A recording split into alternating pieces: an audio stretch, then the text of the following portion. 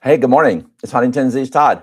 Hey, we're doing another live feed. I'm going to call this episode 3, but I'm going to talk about a topic that seems to get just the most questions and concerns, and I'm going to try to address it a little bit differently this time. At the end of this video, too, I'm going to put a link to just other videos that I've done in the past for Huntington's disease. Some of you know me, some of you don't, but I have Huntington's disease. I'm age 64, and I have a CAG, the CAG, the repeat number of 41. But to jump right into it, I have always talked about what are the early signs of Huntington's disease. I've called them symptoms, I've called them this, that, and the other, but the reality of it is I might have missed the mark a little bit on some of the things that happened to me. And I just always talked about the movement in my foot. That was one of the things that my wife first noticed when I was about 50 years old. But that was a small thing compared to just some of the other things that happened right after that. I had no other movements, I had no other twitches, I had no other, neurological type things back then. But as time went on, early in the stages of this, I started having trouble with completing projects. I said I was involved in real estate and I was involved in, I did a lot of volunteer charity kind of things, but it required me to, do projects, put things on the internet, do listings, things like that. And I found out maybe in the first few years that my attention span seemed to be dropping. Now, it was even pre-diagnosis, and I didn't know I had Huntington's, but I knew that there was something going on that just made me not the same aggressive person that I once was. Uh, in my 30s, 40s, 50, early, up into 50, really, I was pretty aggressive type person. So that's one of the things that I think goes kind of undiscussed. Does the mental part of this start sooner? Okay, so now the thing is, when the mental things start, it can be very confusing to your loved ones and family.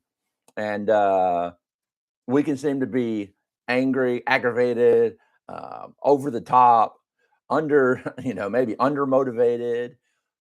All those things can come and they can come. And sometimes just finding out that you have Huntington's disease, it throws your brain for a loop.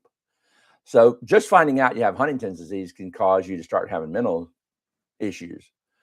And then again, I've talked about, do you go to the psychiatrist when you start having those, or psychologist?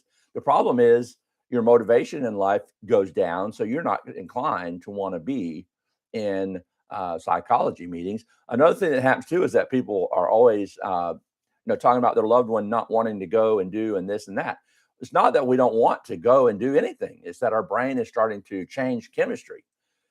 The inside of our brains is turning into a little bit of a mushy thing, and some of those synapses and some of those things that are supposed to go off just aren't. So I would say if you start having anxiety, a little bit of that mental, found out I had an anxiety attack, something I've never had in my life. I didn't even know what a panic attack was. I thought when people talked about them that it was just make believe, but when it happened to me, I knew it was real. So I had a panic attack early on. um, Again, the movement in my foot was the first thing, but that was very minor. And then again, early on, I started having issues with sleeping. Now, I used to be a pretty good sleeper, unless something was on my mind or if I was worried, but I would go to bed, I would sleep. I would actually not want to get up in the morning. That's the kind of sleeper that I was. After Huntington's disease, and I started getting into that, my sleeping habits became where I'm up almost all night. Well, I shouldn't say it like that. I get a pretty good amount of sleep from 9 until 11. I usually wake up, take some medication that I have, and I go to sleep till about 30. That's my new routine. Sometimes I wake up at 4, possibly 3:30, whatever. But the thing is that insomnia became early on. So then what happens is when you have insomnia, it can cause friction with you and a loved one because the person sleeping in bed with you, especially if you're watching TV in bed and you're staying up late, it becomes a challenge. So that's another thing that you can find through the early signs of Huntington's disease. Our brain changes, so it makes us act different, but we can't change acting different. And again, one of the things that happened in my mid 50s, which totally blew me away, I used to do all the cooking for our home. I used to be the primary cook. My wife worked hours at such that she wasn't home for dinner, so I would make dinner. But I also worked in restaurant business. Therefore, cooking wasn't out of the ordinary for me. One day, cooking just turned off like a light. I was no longer capable, interested, or the desire, my desire for food didn't necessarily change a lot. my ability to coordinate, doing a side dish, doing the vegetable, doing dinner, putting it in the oven at the right time. Man, I've burnt food. I've cooked food too long. Uh, just making breakfast in the morning, eggs, toast, grits. If you start the eggs too soon and you didn't remember to put the grits in, and then your whole brain just gets confused by it all. Some of these things sound very simple. They're not. Some of the things that happen inside of our brain is so complicated that we don't understand it. But I wanted to do a short video. No, I don't want to go too long. At the end of this video, there's going to be a click on some other videos that I have in my YouTube catalog at my Huntington disease Todd page. Please click on that. Also, if you haven't subscribed, go ahead and subscribe. I am going to be doing more videos. I'm going to try to stay as active as I can this year. This is 2026.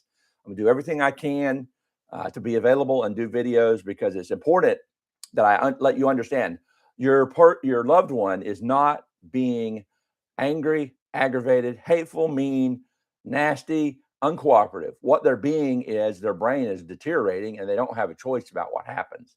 Now, I try my best to be kind and courteous, but that's just not in my DNA as much anymore. Sometimes I can say things to my kids or at a restaurant or with friends or people that I'm around, and it becomes a real sticking point. Hey, look, I want to end this video because I just don't want to go too long. I'm telling you this. Go to the videos that I have on my website. They're going to be at the bottom of the screen, or over here, over there on the screen. Therefore, you can look at them. Huntington disease Todd. Thanks for checking out the page, and do subscribe and get notifications so you'll see when the videos come out. Thank you and have a great day.